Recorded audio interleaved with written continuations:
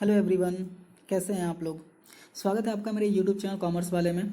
और आज इस वीडियो में आपसे डिस्कस करने वाला हूं section 80D, income tax deduction for medical insurance. इस वीडियो में आपसे सेक्शन 80D के बारे में A to Z डिस्कशन करने वाला हूं और बहुत ही इजी लैंग्वेज में आपको समझाने वाला हूं सेक्शन 80D क्या होता है, इसमें कौन कौन एलिजिबल होता है डिडक्शन लेने के लिए, कितने अमाउंट तक का डिडक्शन ले सकते हैं, क्या क्या बेनिफिट्स होते हैं, ये सारी चीज़ें मैं आपको इस वीडियो में डिस्कस करने वाला हूं। तो वीडियो स्टार्ट करने से पहले अगर आपने चैनल को सब्सक्राइब नहीं किया है तो सब्सक्राइब कीजिए, बेल आइकन प्रेस कीजिए। बेल आइकन प्रेस करने के बाद आपको ऑल पे क्लिक करना है ताकि मेरे जो भी लेटेस्ट वीडियोस रहें उसके अपडेट्स आपको मिल सकें। तो जैसा कि आप स्क्रीन पर देख सकते हैं, income tax deduction for medical insurance section 80D। तो यहाँ पे मैंने मेडिकल इमरजेंसीज की बात की है। मेडिकल इमरजेंसीज कभी भी किसी को भी आ सकती हैं, मतलब मेडिकल इमरजेंसीज आपको कभी भी सरप्राइज कर सकती हैं। इसलिए बेटर है कि हम सेफ रहें देन सॉरी यार हम ऐसा नहीं कर सकते, हम कोई मेडिकल इमरजेंसीज का खर्चा नहीं उठा सकते, ये कहने से अच्छा है कि हम सेफ रहें।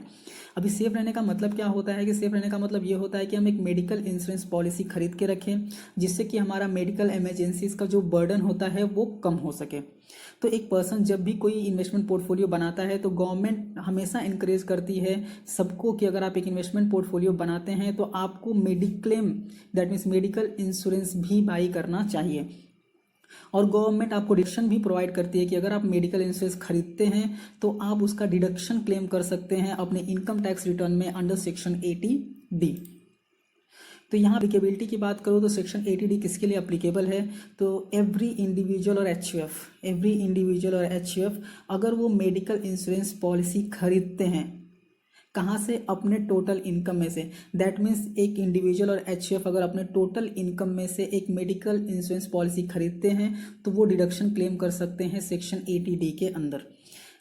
और ऐसा भी नहीं है कि अगर आप मेडिकल इंश्योरेंस खरीद रहे हो तो सिर्फ आपके लिए ही बेनिफिट नहीं है। अगर आप करते हो उस पॉलिसी, अगर वो पॉलिसी कवर करती है आपके स्पाउस, आपके डिपेंडेंट चिल्ड्रेन और आपके पेरेंट्स को, तो उनका भी बेनिफिट आप यहाँ पर ले सकते हो और वो भी सेक्शन 80D में क्लेम कर सकते हो। यहाँ पे अगर आप ध्यान देने वाली बात यह है कि यहाँ पे स्पाउस दिया गया है, किसके लिए कवर, किसके लिए पॉलिसी कवर ले सकते हैं आप, तो यहाँ पे स्पाउस दिया हुआ है, योर डिपेंडेंट चिल्ड्रेन, यहाँ पे क्लियर है डिपेंडेंट चिल्ड्रेन। दैट मीन्स अगर आपका चिल्ड्रेन इंडिपेंडेंट है तो उसका क्लेम आप यहाँ पे नहीं ले सकते, दैट मीन्स उसका डिडक्शन आप यहाँ पे क्लेम नहीं कर सकते।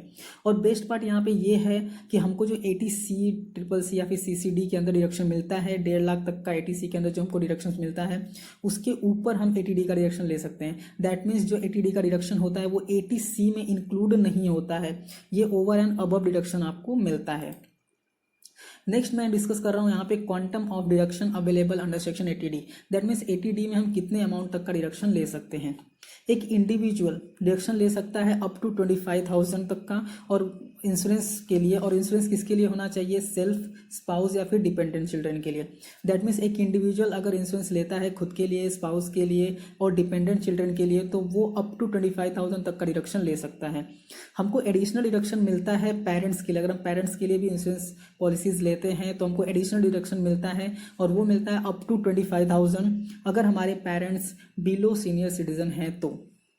अभी सीनियर सिटीजन नहीं है मतलब उनका जो एज है वो 60 साल से कम है तो वो सीनियर सिटीजन नहीं है। अगर वो सीनियर सिटीजन नहीं है, दैट मीन्स अगर हमारे पेरेंट्स सीनियर सिटीजन नहीं है और उनके लिए इंश्योरेंस पॉलिसी हम खरीदते हैं तो उसका डिडक्शन में हम लोग अप टू 25,000 तक ले सकते हैं।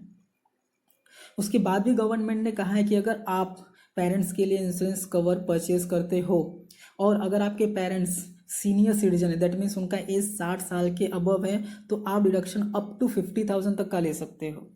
पहले 30,000 था, अभी बजट 2018 में उसको 50,000 कर दिया गया।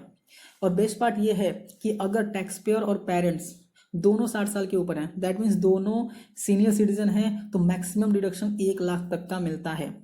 अभी मैं एक टेबल के थ्रू आपको यहाँ पे एक्सप्लेन करने की कोशिश करता हूँ। यहाँ पे मैंने सिनेरियोज दिए हुए हैं कुछ, और यहाँ पे प्रीमियम पेड है, यहाँ पे आपने पे किया सेल्फ, फैमिली, चिल्ड्रन के लिए और पेरेंट्स के लिए, तो टोटल डिडक्शन आपको कितना मिल सकता है सेक्शन 80D में। पहला सिनेरियो है इंडिविजुअल और पेरेंट्स दोनों सीनियर सिटीजन नहीं है, दैट मीन्स दोनों बिलो 60 ईयर्स हैं, तो खुद के लिए भी 25,000 तक का डिडक्शन ले सकते हैं आप, पेरेंट्स के लिए भी 25,000 तक का डिडक्शन ले सकते हैं आप, मतलब टोटल 50,000 तक का डिडक्शन आप ले सकते हैं अगर इंडिविजुअल और पेरेंट्स दोनों सीनियर सिटीजन नहीं है। अगर इंडिविजुअल और उसकी फैमिली बिलो 60 ईयर है बट पेरेंट्स अबव 60 ईयर है, दैट मीन्स सिंपल सा लॉजिक है, आप बिलो 60 ईयर हो दैट मीन्स आप या आपकी फैमिली बिलो 60 ईयर है, दैट मीन्स 25,000 तक का डिडक्शन ले सकते हैं। लेकिन पेरेंट्स अबव 60 ईयर है दैट मीन्स वो अप टू 50,000 तक का डिडक्शन ले सकते हैं। मतलब टोटल अगर हम देखें तो अप टू 75,000 तक का डिडक्शन हम ले सकते हैं। नेक्स्ट, बोथ इंडिविजुअल पेरेंट्स सब 60 साल के ऊपर है, दैट मीन्स सब सीनियर सिटीजन है, तो आप खुद के लिए भी 50,000 तक का डिडक्शन ले सकते हैं, पेरेंट्स के लिए भी 50,000 तक का डिडक्शन ले सकते हैं, मतलब टोटल अप टू 1 लाख तक का डिडक्शन आप ले सकते हैं। अभी बात करते हैं मेंबर ऑफ एचयूएफ का। अगर एचयूएफ के मेंबर जो हैं वो अगर यहाँ पे भी सेम कंडीशन लागू होता है, अगर यहाँ मैंने बिलो 60 के लिए ही लिया हुआ है, मोस्टली बिलो 60 के लिए यहाँ पे मैंने कंसीडर किया हुआ है। अगर बिलो 60 ईयर हैं तो 25,000 तक का डिडक्शन ले सकते हैं। बट अगर मेंबर जो है वो एचयूएफ का मेंबर अगर वो अबव 60 ईयर का है तो 50,000 तक का डिडक्शन ले सकता है। यहाँ पे जो नॉन रेजिडेंट इंडिविजुअल होते हैं उनके लिए भी बेनिफिट है यहाँ पे कि अगर नॉन रेजिडेंट इंडिविजुअल हैं और वो भी मेडिकल इंश्योरेंस का अमाउंट पे कर रहे हैं तो वो डिडक्शन ले सकते हैं 25,000 तक का, अप टू 25,000 तक का। बस कंडीशन ये है कि वो डिडक्शन इंडियन इनकम पे ही ले सकते हैं, मतलब उनका जो इंडियन इनकम है, इंडिया का जो इनकम है उस पर वो अप टू 25,000 तक का डिडक्शन ले सकते हैं। नेक्स्ट, यहाँ पे एक नोट है, सीनियर सिटीजन में आप वेरी सीनियर सिटीजन को भी इंक्लूड कर सकते हैं। यहाँ पे कोई बाइफर्केशन नहीं है कि अगर वेरी सीनियर सिटीजन है तो उनके लिए कोई अलग डिडक्शन नहीं है, तो यहाँ पे सीनियर सिटीजन में आप वेरी सीनियर सिटीजन को भी इंक्लूड कर सकते हो। मैं यहाँ पे एक एग्जांपल आपसे शेयर कर देता हूँ कि रोहन जिसका एज 45 साल है और उसके फादर जिनका एज 75 साल है, ठीक। रोहन ने मेडिक्लेम कवर लिया खुद के लिए और फादर के लिए, और वो इंश्योरेंस पे करता है खुद के लिए 30,000 एंड फादर के लिए 35,000। तो यहाँ पे क्वेश्चन ये है कि सेक्शन 80D में वो डिडक्शन मैक्सिमम कितना क्लेम कर सकता है। तो जैसा कि मैंने आपको बताया, अगर 60 ईयर के नीचे है मतलब वो सीनियर सिटीजन नहीं है, रोहन 45 ईयर है दैट मीन्स सीनियर सिटीजन नहीं है, इसलिए वो अप टू 25 तक का डिडक्शन ले सकता है, 25,000 तक का। तो यहाँ पे 30,000 पे किया है बट वो अप टू 25,000 तक का डिडक्शन ले सकता है, दैट मीन्स यहाँ पे 30 में से आपको 25,000 का ही डिडक्शन मिलेगा। अभी फादर सीनियर सिटीजन है दैट मीन्स 60 ईयर के ऊपर उनका एज हो गया है, तो यहाँ पे अप टू 50,000 तक का डिडक्शन ले सकते हैं, दैट मीन्स 35,000 पे किया है तो पूरा 35,000 तक का डिडक्शन ले सकते हैं। तो यहाँ पे 25 plus 35 total 60,000, that means Rohan जिसने मेडिकल इंश्योरेंस पे किया है वो टोटल 60,000 तक का डिडक्शन ले सकता है सेक्शन 80D में। तो यहाँ पे मैंने आंसर लिख दिया, आप चाहिए तो रीड कर सकते हैं। मैं यहाँ पे आंसर आपको बता सकता हूँ that he can claim for the year ₹60,000, 25,000 plus 35,000। यहाँ पे एक इंपॉर्टेंट बात है कि एचयूएफ भी क्लेम कर सकता है डिडक्शन अंडर सेक्शन 80D अगर उसने पेमेंट किया है मेडिक्लेम का फॉर अपने मेंबर्स, दैट में एचयूएफ के मेंबर्स के लिए अगर एचयूएफ ने पेमेंट किया हुआ है तो वो डिडक्शन ले सकता है। और डिडक्शन कैसे मिलेगा, अगर जो जिस मेंबर के लिए डिडक्शन मेडिक्लेम पे किया हुआ अगर वो मेंबर बिलो 60 ईयर है तो 25,000 तक का डिडक्शन ले सकता है, अगर वो अबव 60 ईयर का है तो 50,000 तक का डिडक्शन ले सकता है। नेक्स्ट मैं बात करता हूँ प्रिवेंटिव हेल्थ चेकअप का। अभी प्रिवेंटिव हेल्थ चेकअप क्या होता है, मोस्टली क्या होता है, एक पर्सन जब भी एक ईयर के अंदर कोई भी अपना हेल्थ चेकअप करवाता है उसको हम प्रिवेंटिव हेल्थ चेकअप बोलते हैं। दैट मीन्स कि प्रिवेंटिव हेल्थ चेकअप अगर आप करवाते हैं दैट मीन्स आपने एक साल में अपना हेल्थ का कुछ चेकअप कराया हुआ है तो उसका भी डिडक्शन आप ले सकते हैं, और वो डिडक्शन आप ले सकते हैं अप टू ₹5,000 तक का। और ये जो 5,000 है ये 25,000 और 50,000 के लिमिट में ही आता है। दैट मीन्स ऐसा नहीं है कि आपने 25,000 का डिडक्शन ले लिया उसके बाद 5,000 का और दैट मीन्स 30,000 का डिडक्शन ले लें, नहीं, आप 25,000 मैक्सिमम लिमिट 25 एंड 50,000 ही है।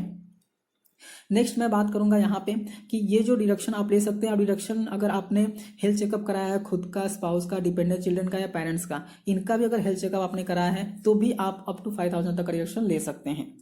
और यहाँ पे सबसे इंपॉर्टेंट बात यह है कि अगर आपने प्रिवेंटिव हेल्थ चेकअप के लिए आपने कैश में पेमेंट किया है तो भी कैश पेमेंट अलाउ रहता है। यहाँ पे ऐसा नहीं है कि आप कैश में पेमेंट नहीं कर, अगर आप कैश में पेमेंट करेंगे तो अलाउ नहीं रहेगा, नहीं है, ऐसा है। अगर आप कैश में पेमेंट कर देंगे तो प्रिवेंटिव हेल्थ चेकअप के लिए अगर आपने पेमेंट किया है तो आपको अलाउ कर देंगे, आप डिडक्शन ले सकते हैं अगर आपने पेमेंट कैश में किया है तो भी। ओके, आइए अभी एक एग्जाम्पल के थ्रू हम इसको समझते हैं। तो राहुल जिनका एज 35 ईयर है दैट मीन्स वो बिलो सीनियर सिटीजन हैं, दैट मीन्स वो सीनियर सिटीजन नहीं है और उन्हें हेल्थ इंश्योरेंस के लिए प्रीमियम पे किया हुआ है 23,000 का फॉर फाइनेंशियल ईयर 2019-20 और उन्होंने हेल्थ चेकअप भी करवाया हुआ है खुद का और उन्होंने पे किया 5,000 रुपीज़। तो अभी राहुल जो है वो मैक्सिमम कितना डिडक्शन क्लेम कर सकते हैं? तो राहुल जो है मैक्सिमम 25,000 तक का डिडक्शन क्लेम कर सकते हैं अंडर सेक्शन 80D। तो यहाँ पे मैंने जैसे कि मैंने आपको प्रीवियसली बताया कि मैक्सिमम लिमिट जो है वो 25,000 ही है। ओके, तो यहाँ पे एक्सप्लेनेशन दिया हुआ है कि 23,000 जो पे किया हुआ है इंश्योरेंस प्रीमियम एंड 2,000 ही आपको मिलेगा हेल्थ चेकअप का। दैट मीन्स मैक्सिमम लिमिट 25,000 ही है। अगर आपने 23,000 मेडिकल इंश्योरेंस का जो प्रीमियम है उसको पे करने में यूटिलाइज कर लिया है, तो अगर आप हेल्थ चेकअप अगर 5,000 का कराते हैं तो भी आपको 2,000 का डिडक्शन मिलेगा, 4,000 कराते हैं तो भी आपको 2,000 का डिडक्शन मिलेगा, अगर आपने ये 1,000 का कराया होता तो आपको 1,000 का डिडक्शन मिलता है। दैट मीन्स 24,000 का डिडक्शन मिलता। दैट मीन्स मैक्सिमम लिमिट आपका 25,000 ही है। 25,000 से ऊपर आप डिडक्शन नहीं ले सकते। ये दोनों मिला के 25,000 जाते हैं। अगर ये दोनों मिला के 25,000 के ऊपर जाते हैं तो अभी आपको 25,000 तक का ही डिडक्शन मिलेगा। नेक्स्ट है single premium health insurance policy. अब ये क्या होता है? तो बजट 2018 में इंट्रोड्यूस किया गया नया प्रोविजन जिसमें कि आप डिडक्शन क्लेम कर सकते हैं अगर आपने single premium health insurance policy लिया है। तो इस प्रोविजन के अंदर जो टैक्स पेयर है वो लमसम प्रीमियम का पेमेंट करता है सिंगल ईयर में for a policy valid more than 1 year. That means इसका मैं फंडा आपको समझा देता हूँ कि कुछ पॉलिसीज़ ऐसी होती हैं जो 1 साल से ज़्यादा के लिए वैलिड होती हैं बट उसका प्रीमियम हमको एक बार में ही पेमेंट करना होता है। फॉर एग्जाम्पल मैंने एक पॉलिसी परचेज़ किया जिसकी वैलिडिटी 3 साल की है बट उसका एक लमसम पेमेंट 1 साल में ही करना होता है। फॉर एग्जाम्पल मैंने 3 साल की एक पॉलिसी ली और उसका इंश्योरेंस का पॉलिसी का प्रीमियम मैंने पे किया 30,000 रुपीज़ जो वन टाइम पेमेंट होता है। अभी 30,000 रुपीज़ मैंने पे तो कर दिया बट अभी उसका डिडक्शन मैं कैसे लूँगा? तो मैं क्या करूँगा, मेरी जो पॉलिसी है वो 3 साल की है तो मैं 30,000 को 3 से डिवाइड कर दूंगा। डिवाइड करने के बाद 10,000 10,000 10,000 हर 3 साल में मैं उसका डिडक्शन ले लूँगा।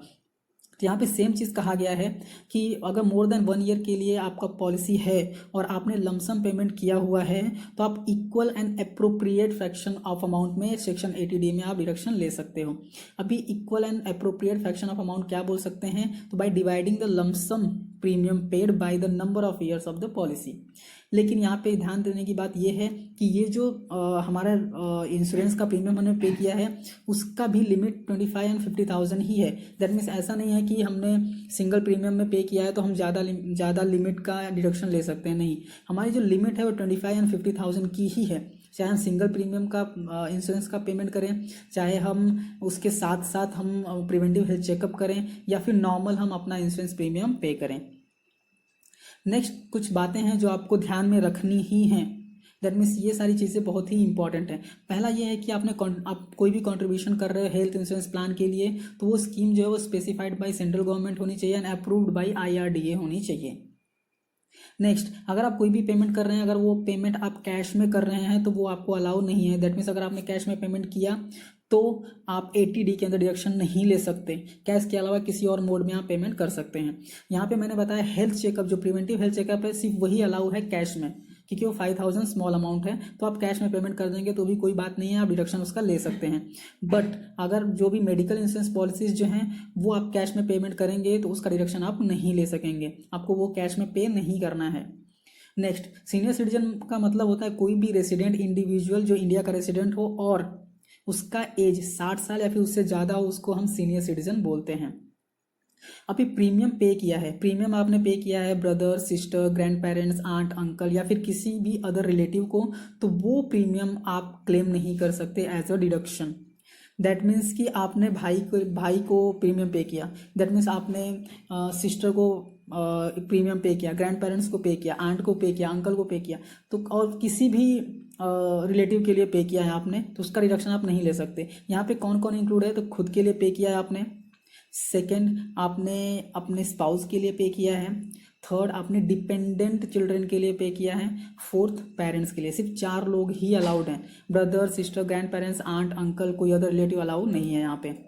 नेक्स्ट, अगर आपने प्रीमियम पे किया हुआ है और वो प्रीमियम आपने पे किया है वर्किंग चिल्ड्रन के लिए, दैट मीन्स इंडिपेंडेंट चिल्ड्रन के लिए आपने पेमेंट किया हुआ है तो उसका टैक्स बेनिफिट आप नहीं ले सकते हैं यहाँ पे। नेक्स्ट केस है part payment by you and parents. That means कि कोई इंश्योरेंस पॉलिसी है और उसका पेमेंट आपने कुछ पार्ट पेमेंट आपने किया है, कुछ पार्ट पेमेंट पेरेंट ने किया है, तो दोनों अपने रिटर्न में अपना अपना अमाउंट का डिडक्शन ले सकते हैं जो उन्होंने अमाउंट पे किया हुआ है। नेक्स्ट है जो डिडक्शन आप ले रहे हैं वो डिडक्शन विदाउट जीएसटी या फिर सेस होना चाहिए। फॉर एग्जांपल आपने कोई प्रीमियम पे किया, उस प्रीमियम पे जीएसटी या फिर सेस चार्ज हुआ है, तो आप जो डिडक्शन लेंगे वो एक्सक्लूडिंग जीएसटी एंड सेस होना चाहिए। दैट मीन्स जीएसटी और सेस का अमाउंट आप इंक्लूड नहीं करेंगे डिडक्शन लेते वक्त। एच, ये सबसे इंपॉर्टेंट है क्योंकि मोस्टली सबका डाउट यही रहता है कि जो group health insurance companies provide करती हैं क्या उसका डिडक्शन हम ले सकते हैं, तो जी नहीं। जो group health insurance premium provide करती है कंपनी वो डिडक्शन के लिए एलिजिबल नहीं होता है, तो ये ध्यान दीजिए ग्रुप हेल्थ इंश्योरेंस एलिजिबल नहीं है। ओके, तो ये सारी चीज़ें थी सेक्शन 80D के बारे में। तो आई होप ये सारी क्लियर कर दी है मैंने। अगर आपको वीडियो अच्छा लगा हो तो प्लीज़ लाइक कीजिए, अपने दोस्तों के साथ शेयर कीजिए। अगर आप चैनल पर नए हैं चैनल को सब्सक्राइब कीजिए, बेल आइकन प्रेस कीजिए। बेल आइकन प्रेस करने के बाद आपको ऑल पे क्लिक करना है ताकि मेरे जो भी लेटेस्ट वीडियोज़ रहें उसके नोटिफिकेशन जो है आपको मिल सके। तो thank you so much and all the best.